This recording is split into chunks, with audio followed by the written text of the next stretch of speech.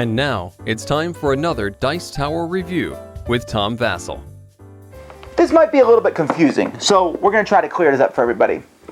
We have Killer Bunnies in the Quest for the Magic Carrot. Then they came out with Killer Bunnies in the Ultimate Odyssey. And then they came out with Killer Bunnies and some other... There's 3 different Killer Bunny games. Okay. This is the original one. This one had, I think, like 8 or 9 expansions. There was the Chocolate Bunny expansion. That's the latest one. But it has a bunch of expansions. However, I just saw this game. This is Killer Bunnies and the Conquest of the Magic Carrot. Oh, wait a minute. Quest for the Magic Carrot with a bonus yellow booster deck, and then we have Conquest with a bonus yellow booster deck. As far as I can tell, this is kind of a 2.0 version of this. Not 2.0 though, maybe 1.1, I don't know. It's the same game, but different in that it has different cards and stuff. In fact, basically it's an expansion to the original game where they work together. There's a thing in a book here on how to put them together. They work fine. There's very few differences in the rules. So it's almost like an alternate thing from another universe, I guess. I'm not sure how to describe it. I'm just thinking of it as the newest expansion. That also happens to be a playable game. That also happens to be, blue, like the original set was. But I'm going to review this for you guys and talk a little bit about it. And if you've played Killer Bunnies before, you can come in from that aspect. If not, I'll show you how to play the game.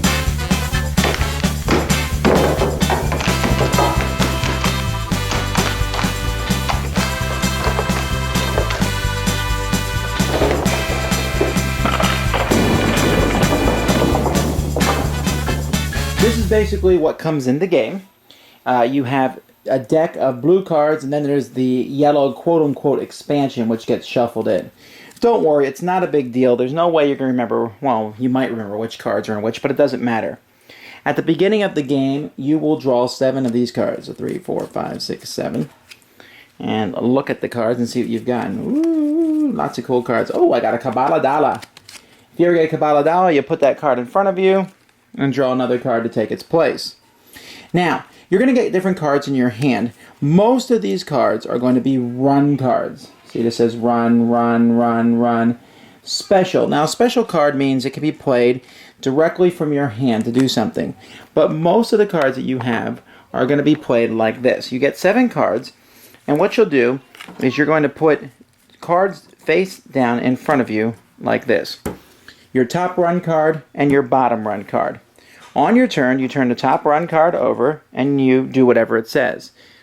And then you move the bottom run card up, you draw a card into your hand, and then you place that card in front of you. Now, let's talk about the cards. The most important card is Bunny card. Here we have a Hypnotic Bunny. If you have 3 bunnies that are the same color, green, or 3 bunnies that are hypnotic or the same kind, you get to play both your run cards.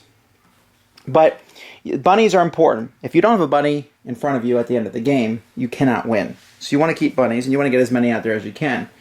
But also, many run cards have a pink symbol on them. For example, this run card here. See this pink symbol down here? That symbol means I need a bunny to play it. And this one says choose a carrot. So when I play this one, I take one of the carrots from the carrot pile, and I keep that carrot. There's going to be a lot of cards on them, which, for example, this one here shows a black symbol on the side there. That means I'm going to roll the black 12-sided die. Lots of the cards in the game will require you to roll some or multiple, like here the Blue Plate Special has you roll multiple dice in front of you. Now, at the beginning of your turn, or on your turn, you can spend your Kabbalah dollars. If you've gotten enough of them in the deck, you can buy different things. You can buy carrot cards. Sometimes in your deck, you're going to get different kinds of metals. There are silver, gold, and copper. And you can buy or sell these at the metal exchange over here, which has 3 really cool metallic dice, which are rolled to show the prices at the beginning of the game, but are also re-rolled whenever someone buys a carrot, and so the prices can go up or down, and so your metals can go up or down as you get them. There is some randomness, well, a lot of randomness actually, but sometimes you get a play immediately card, which kills one of your bunnies, always in a very funny way. And a lot of the cards that you will play on other people are attack cards. Like here, you're attacking the opponent with an angry beet farmer. You place it on a bunny, and that bunny has to roll higher than a 4 to survive. But bunnies can have lucky horseshoes placed on them. Bunnies can, here's another weapon, ruby laser slippers. You know, the game is full of pop culture, full of all different things that people are going to talk about and go back and forth. You know, you'll see things that look like other things. The artist has done a good job taking a lot of things from popular culture, from TV, from fine art, from music, from history. You know, here's Texas Let Go card.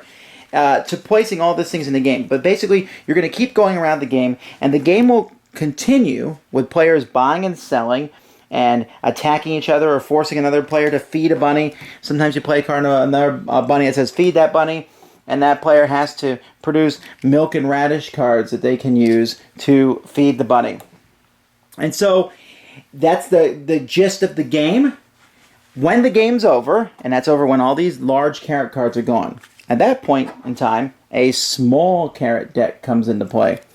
And in this carrot deck, we're going to randomly draw one of them. So, yes, it's Bjorn.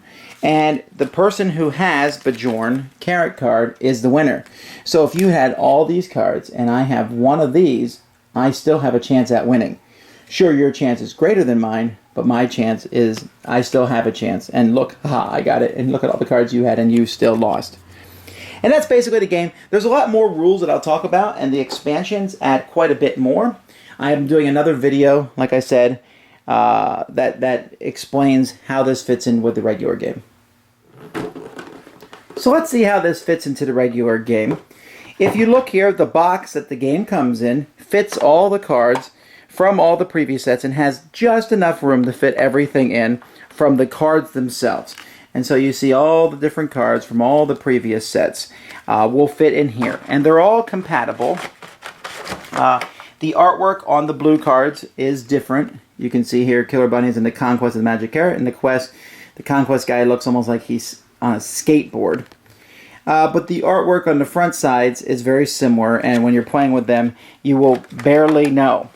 So what does the new game add or differentiate? Well, it adds more carrots, and these carrots are functionally the same. In fact, they start at number 28, so they start after all the other carrots, so it's not a lot of work to add them to the carrots that you already have.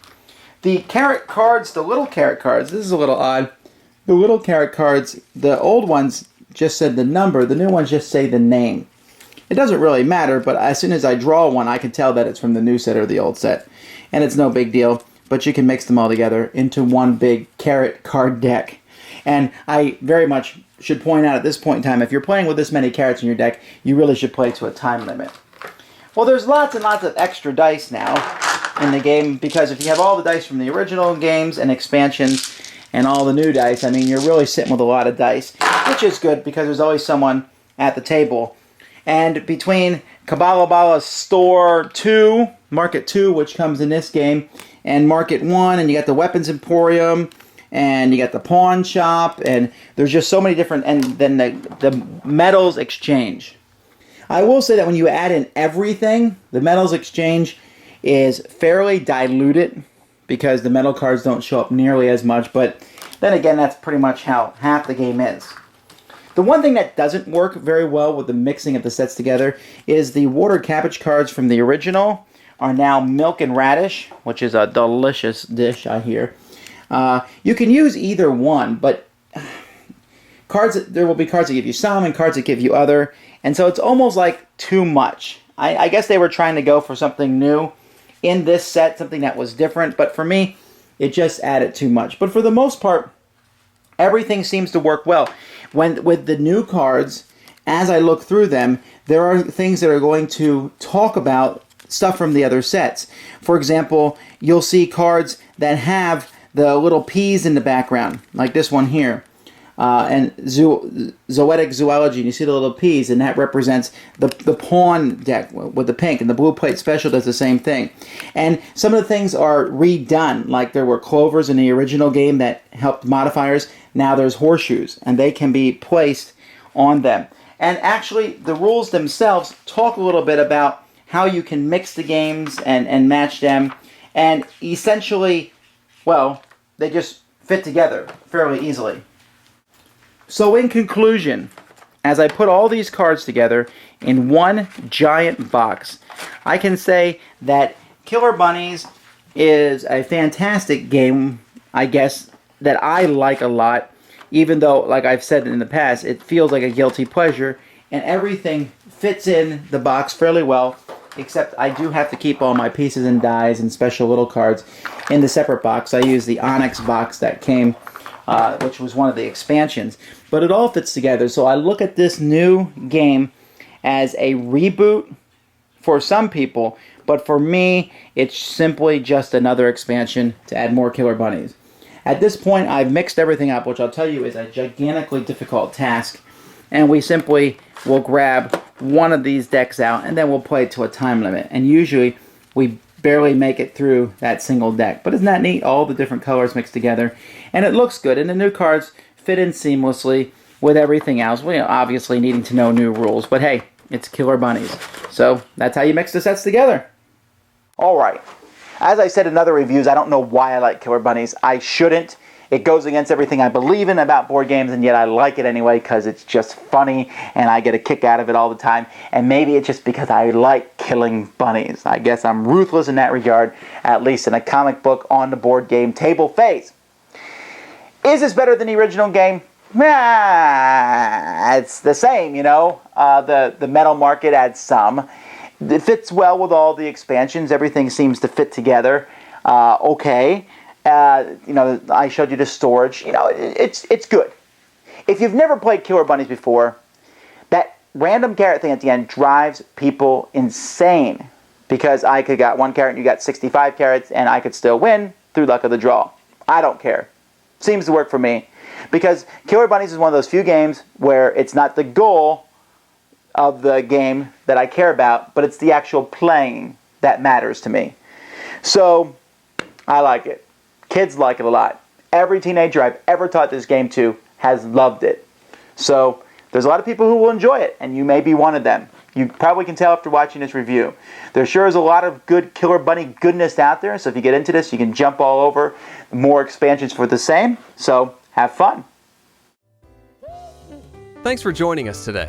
For more written, audio, and video reviews, as well as the #1 board game podcast, check out the website at www.thedicetower.com.